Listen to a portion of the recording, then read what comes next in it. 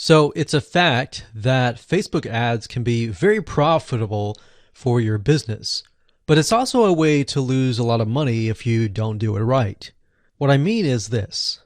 There's a lot of courses out there on ads, but they assume that you know how to set up the Facebook pixel and implement the tracking within your funnel.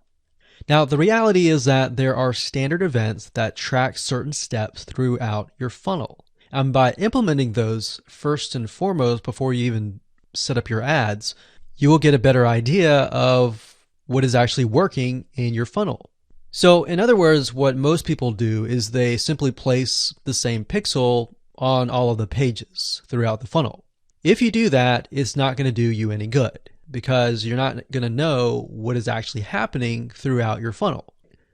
In short, how do you know when somebody visits your site, your shopping cart, or when they make a purchase? Maybe somebody went to your site and didn't make a purchase. How do you track that? How do you track when somebody becomes a lead? Or perhaps they visited, but they don't purchase right away, and you want to retarget them and show ads to them to try to get them back to the sales page and purchase. And how do you make those types of ads to retarget those people? Without the proper pixel tracking in place, you would not know. That's the harsh reality. And this is why most people lose a lot of money when it comes to paid traffic. So this is a 9-part step-by-step video course, which is going to show you how to implement your Facebook ad tracking first so that you get good results with Facebook ads.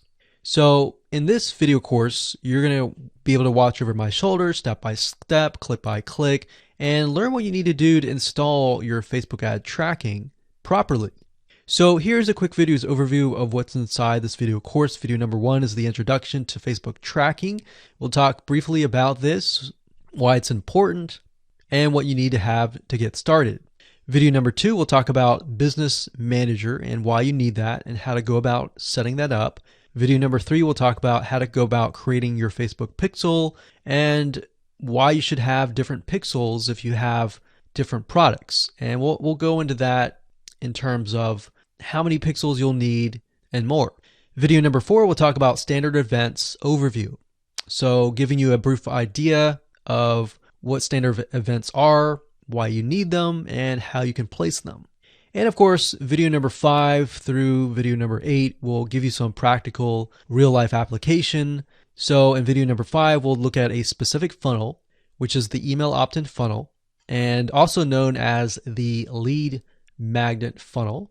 And basically this funnel allows you to get somebody to go to a page, fill out their name and email in exchange for something free. So we're going to give you real life examples. We're going to show you where to install the code, how to go about creating the right code, and all of that. So you will not get lost. Video number 6, we'll talk about the abandoned cart funnel and what standard events you'll need and what that will look like. In video number 7, we'll talk about the purchase funnel, which is one step further from the abandoned cart funnel.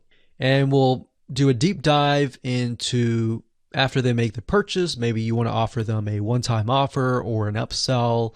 And how do you go about tracking that information? And of course, video number 8, we'll talk about the lead form funnel, which is great for coaches, consultants, and service-based businesses that want to gather leads.